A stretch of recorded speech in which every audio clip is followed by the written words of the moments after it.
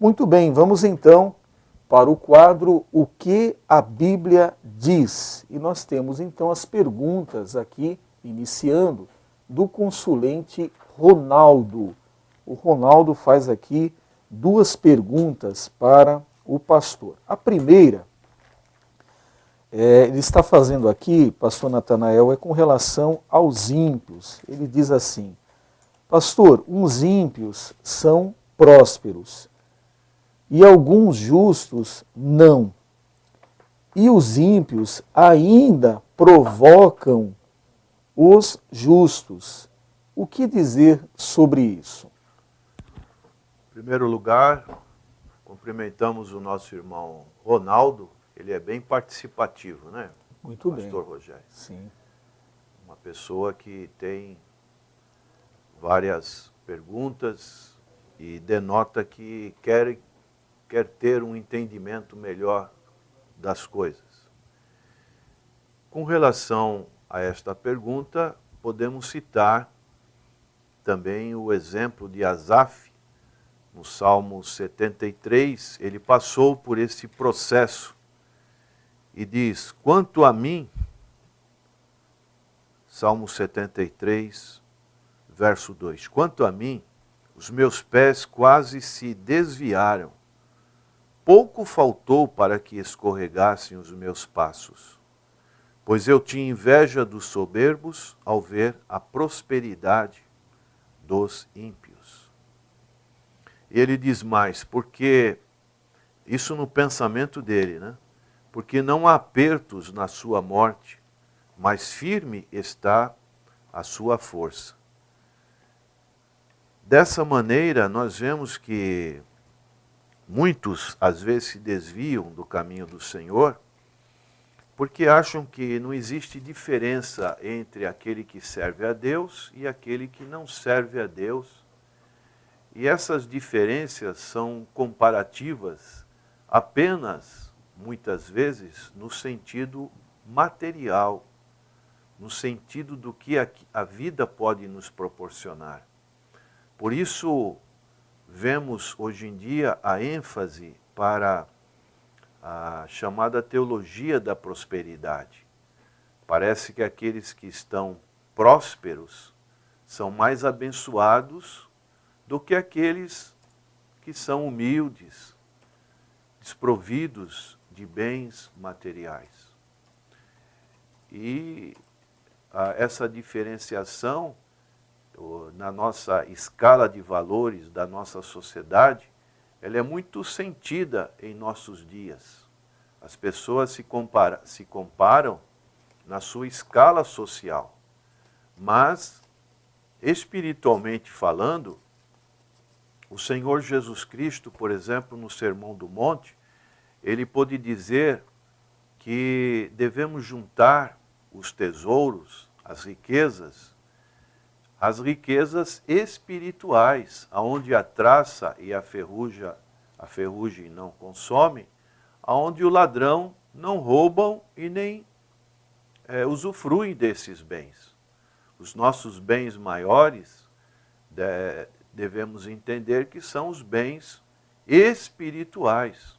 Por isso Paulo diz em Efésios capítulo 1, verso 3, e Deus vos abençoou com toda sorte de bênçãos nos lugares celestiais em Cristo Jesus. Esse processo que ocorreu com Asaf, ele pôde compreender daí a importância também de estarmos sempre na casa do Senhor, porque na casa do Senhor é onde Deus vai falar conosco. Nesse Salmo 73, no verso 17, ele diz, antes do 16 diz, quando pensava em compreender isto, todo esse processo, fiquei sobremodo perturbado. Aí, finalmente, vem a cura. Até que entrei no santuário de Deus, então entendi eu o fim deles. Quando ele entrou na presença de Deus, ele compreendeu que o fim dessas pessoas, apesar de terem muitos bens nessa vida, o fim é trágico.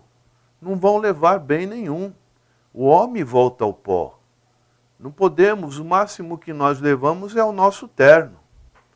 Um terninho lá, o melhor que tem, porque tudo vai virar pó, vai se desfazer. O mais importante é a nossa alma, o nosso espírito. Isso sim é o nosso maior tesouro.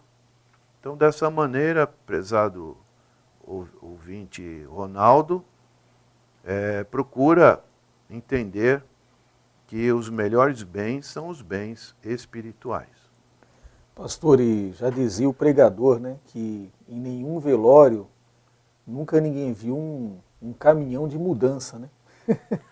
Nunca se viu na porta de um velório um caminhão lá fora porque o morto estaria se mudando e levando os seus bens consigo. Isso não acontece, né?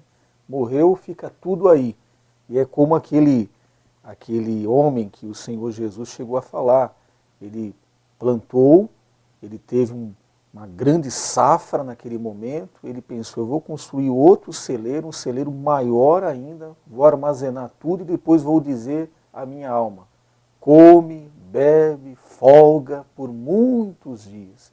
E aí o Senhor Jesus disse para ele, louco, e se hoje pedirem a tua alma, o que tens preparado para ela?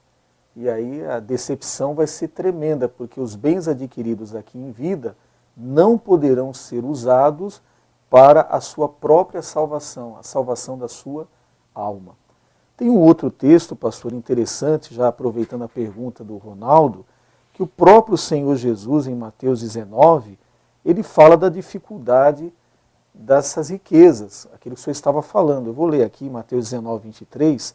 Então disse Jesus a seus discípulos, em verdade vos digo que um rico dificilmente entrará no reino dos céus. E ainda vos digo que é mais fácil passar um camelo pelo fundo de uma agulha do que entrar um rico no reino de Deus. Por que ele falou isso? Porque nos versículos anteriores desse capítulo 19, a partir do verso 16, ele conversou com um jovem rico, um mancebo que foi procurá-lo, querendo saber o que faria para herdar a vida eterna. E o Senhor, vendo o apego dele com as coisas materiais, com o dinheiro, tratou logo de dizer, olha, você vai, vende o que você tem, dá aos pobres, depois você vem e segue-me. Pastor, essas palavras do Senhor Jesus quer dizer que nenhum rico poderá entrar no reino dos céus, ele antes tem que se desfazer dos seus bens, pastor? Não seria bem isso. Mas a pessoa que é próspera é uma pessoa mais difícil, por exemplo, de reconhecer a soberania, o senhorio do Senhor Jesus, a sua necessidade espiritual. Geralmente são pessoas mais abastadas e não são tão afligidas pelas necessidades deste mundo. Logo, para que vão na igreja? Para que vão procurar a Deus? Se estão com as suas vidas preenchidas, com os seus bens. E dessa maneira elas se sentem autossuficientes. É isso que está o perigo, né? A pessoa pode ter, deve lutar pela vida, se puder ter um padrão de vida bom, mas nunca colocar o seu coração nesses valores. Saber distinguir bem os valores eternos. Esses valores eternos não são valores que podemos conquistar, assim como os valores materiais nós podemos conquistar com a capacidade, com a influência, às vezes, da própria família, né, dos antecessores, podemos conquistar. Mas os valores espirituais, eles são nos dados, são gratuitos. E dessa maneira, esse jovem que o irmão citou, o jovem rico, ele tinha necessidade desses valores espirituais. A gente vê que ele buscou em Jesus, mas o preço para ele foi muito alto. O seu coração estava tão cheio daqueles valores terrenos, que ele falou, não, eu não vou deixar esses valores terrenos para terem os valores espirituais. Tem um outro texto aqui, pastor, aproveitando, do apóstolo Paulo, falando a Timóteo na primeira carta, capítulo 6, a partir do verso 3, que ele vai explicar muito bem essa moderação, essa acomodação, não é, para vivermos em paz, vivermos quietos, né, e não colocarmos a nossa esperança nas riquezas. Né? Então ele diz aqui, 1 Timóteo capítulo 6, a partir do verso 3, se alguém ensina outra doutrina e não concorda com as sãs palavras de nosso Senhor Jesus Cristo e com o ensino segundo a piedade, é enfatuado, nada entende, mas tem mania por questões e contendas de palavras de que nasce inveja, provocação, difamações, suspeitas malignas, altercações sem fim, por homens cuja mente é pervertida e privados da verdade, supondo que a piedade é fonte de lucro. De fato, grande fonte de lucro é a piedade com o contentamento, porque nada temos trazido para o mundo, nem coisa alguma podemos levar dele. Tendo sustento e com que nos vestir, estejamos contentes. Ora, os que querem ficar ricos caem em tentação e cilada, e em muitas concupiscências insensatas e perniciosas, as quais afogam os homens na ruína e perdição. Porque o amor do dinheiro é raiz de todos os males, e alguns nessa cobiça se desviaram da fé e a si mesmos se atormentaram com muitas dores. Realmente é uma situação que é, como a Bíblia fala, um abismo vai chamando outro abismo, né? Se a pessoa não tiver bem consciente da sua necessidade espiritual, acaba se envolvendo em outras circunstâncias e acaba se desviando da fé. Muito bem, então vamos aqui para a próxima pergunta, também do consulente Ronaldo, ele mandou pelo WhatsApp, e ele diz assim, pastor, as coisas de Deus são um mistério, e é bem verdade que realmente nós reconhecemos que há coisas que não entendemos. Um exemplo disso é a salvação de Paulo. É um exemplo de mistério, né? Como Deus tem aquele encontro com ele no caminho de Damasco, o escolhe, o separa para ser o grande apóstolo dos gentios. É um mistério que nós respeitamos, lemos a Bíblia e respeitamos. Né? Aí ele diz assim, pastor, o que dizer de Moisés, que não entrou em Canaã, e Canaã representa o céu, e o ladrão da cruz, que entrou no paraíso, no último instante? Então estão aí as duas comparações feitas aí pelo consulente Ronaldo, pastor. Moisés, afinal, ele foi ou não foi salvo, pastor? O irmão falou do exemplo de Paulo, né? Paulo teve, falando primeiro da questão de mistérios. Os profetas dizem que os nossos caminhos não são os caminhos de Deus. Assim como os pensamentos de Deus são mais altos do que a terra, então não podemos saber todos esses mistérios. Tem coisas que estão reveladas e tem coisas que são mistérios, estão como que escondidas. Certo. E Deus, Ele tem a sua soberania para revelar ou não. Com relação à salvação de Paulo, é um mistério. Com relação à salvação, por exemplo, do centurião, que Pedro foi pregar na sua casa, em Atos capítulo 10, nós vemos que Deus utilizou um instrumento humano, que é uma amostra que nós também somos utilizados por Deus para levar o evangelho da salvação. Então não podemos criar uma técnica, né? Falar, Deus só age dessa maneira. Deus age. Um padrão, né, pastor? Quem somos nós, como Paulo fala em Romanos 9, para questionar a Deus? Deus age, pronto. Ele não vai dar satisfação para ninguém.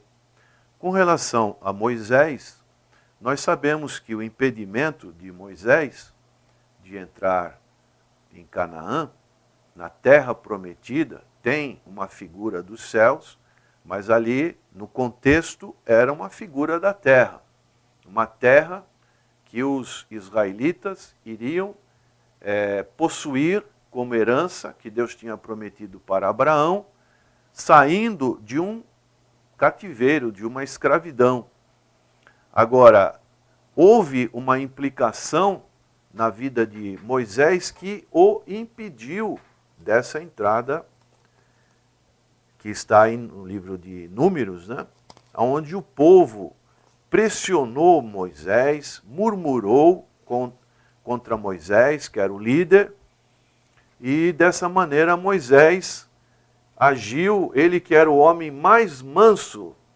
A Bíblia fala que ele era o homem mais manso da terra. Um exemplo de mansidão. Podemos dizer, uma pessoa que nós tivemos uma convivência muito íntima, com o pastor Natanael, né? Homem manso. Esse homem manso, no momento, podemos usar uma expressão aí comum, ele perdeu a cabeça. Era para bater uma determinada batida na pedra. Era para falar só. Era só para falar e ele bateu na pedra. Demonstrando o sentimento de revolta, de raiva que ele estava, né?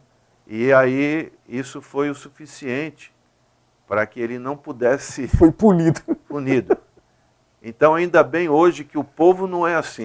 Não. O povo não murmura, o povo ele não incita o seu líder. Hoje vivemos dias diferentes. O irmão acha isso, irmão Ronaldo? Então esse foi o impedimento da entrada de Moisés. Agora, no sentido do ladrão da cruz, o ladrão da cruz, apesar de ser uma pessoa pecadora, estava ali porque merecia, naquele momento, né, foi julgado. Ele mesmo disse, nós estamos aqui porque merecemos. Ele reconheceu o seu erro, mas esse é inocente. Ele pôde ver que Jesus estava ali com outra finalidade. Então, naquele momento, ele disse, lembra-te de mim quando entrares no teu paraíso. Reconheceu que Jesus era o Salvador e Senhor da sua vida, no sentido de espiritual. A mesma coisa aconteceu com Estevão. Senhor, recebe o meu espírito. Então ele não passou por um julgamento investigativo.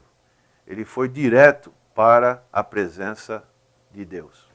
Muito bem, esse texto que o senhor tem citado para os nossos ouvintes que desejarem lê-lo, está em Números, capítulo 20, do verso 2 ao verso 13, é o momento que o povo ali murmura por estarem no deserto e por faltar água para eles e para os animais. Então o Senhor Moisés busca a Deus e Deus orienta, dize a rocha. E ele ali no momento de irritação, de nervoso, como o pastor bem falou, foi incitado, né? Acabou lá ferindo a rocha 2 vezes, saiu a água. Só que Moisés, aqui está bem claro, olha, no verso 13, no verso 12, mas o Senhor disse a Moisés e Arão, visto que não crestes em mim para me santificardes diante dos filhos de Israel, por isso não fareis entrar este povo na terra que lhe dei. Então Moisés trouxe o povo até ali, as portas de Canaã, mas por conta desse momento ele ficou impedido de entrar na terra prometida. Mas entrou no céu. É claro, um homem que foi um grande líder para Israel, e prova disso é no Monte da Transfiguração, de Mateus capítulo 17, quando o Senhor Jesus se transfigurou diante dos discípulos, e foi uma coisa maravilhosa, uma glória tremenda. Quem veio para conversar com o Senhor Jesus? Moisés, representando a lei, e Elias, que representava os profetas. Então, 2 personagens do Velho Testamento estavam ali presentes, conversando com o Senhor Jesus Cristo. Podemos ainda, dentro desse exemplo de Moisés, dizer que cada líder ele tem o seu tempo também diante do Senhor. Então, Deus disse para Moisés, o teu tempo terminou. Devemos entender isso, que nós não somos para ficar liderando o povo de Deus eternamente, vamos assim dizer. Deus levanta outro, como levantou Josué, para ser o sucessor de Moisés. Então esse entendimento também, ele foi um caso que realmente, uma desobediência, mas também devemos entender que o tempo de Moisés se cumpriu. Tanto é que foi feita uma transição muito saudável, né? Exatamente. O Senhor Deus indica a ele Josué para que vá lá, coloque as mãos sobre ele. Foi muito saudável, como Elias e Eliseu também. No momento de Elias estava terminando, ele pôde passar o bastão, né, podemos dizer assim, para Eliseu e dar continuidade ao trabalho, porque a obra era do Senhor. Então, o homem de Deus chega no seu limite também, né? Pastor, aqui o senhor falou sobre os mistérios no início. Eu estava lembrando quando o senhor falava de Deuteronômio, capítulo 29, verso 29. É um texto muito conhecido que sempre usamos para falar sobre essa questão do mistério. As coisas encobertas pertencem ao Senhor. Aquilo que é mistério, para nós não está aqui revelado, pertence a Deus, nós respeitamos, né? Nosso Deus. Porém, as reveladas nos pertencem, a nós e a nossos filhos, para sempre, para que cumpramos todas as palavras desta lei. Então, o que ficou encoberto é para Deus, ele não quis revelar, mas o que ele revelou, nós devemos estudar, meditar, aprender e ensinar os demais também. É o caso da volta de Cristo. Isto está encoberto. E tem pessoas que querem fazer projeções, anos. Vai voltar tal dia, tal ano, tal hora. Um absurdo. São situações encobertas. Está encoberto, muito bem. A gente tem aí um grupo que são as Testemunhas de Jeová que já deram várias datas para a volta do Senhor Jesus e elas não se cumpriram, mostrando que eles não podem fazer isso, eles não têm capacidade para isso, porque isso está encoberto. O dia e a hora pertence ao nosso Deus, né? E tem outro grupo que diz que o Senhor Jesus saiu do lugar santo para o santo dos santos. Então, eu fico imaginando a cena, viu, pastor? Eu fico imaginando a cena, esse cidadão que estava lá no milharal, segundo o grupo adventista, né? Ele estava no milharal, e ele olhando para o céu, ele pôde observar o Senhor saindo do lugar santo. Olha a blasfêmia, saindo do lugar santo para ir para o lugar santíssimo. Eu fico imaginando a cena, Jesus deve ter arrastado a cadeira, né?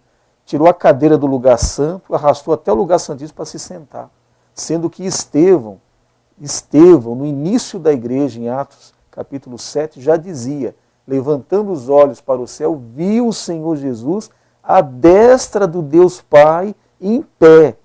Como então que depois de 1800 anos é que ele entrou no lugar santíssimo? Sendo que lá no início da igreja, Estevão já estava vendo o Senhor Jesus em pé ao lado do Pai no trono. Como é que pode isso? Mas é a falta do conhecimento. Então isso aqui está revelado para nós, a gente tem que estudar, tem que aprender, para a gente não ser enganado facilmente por essas falsas doutrinas.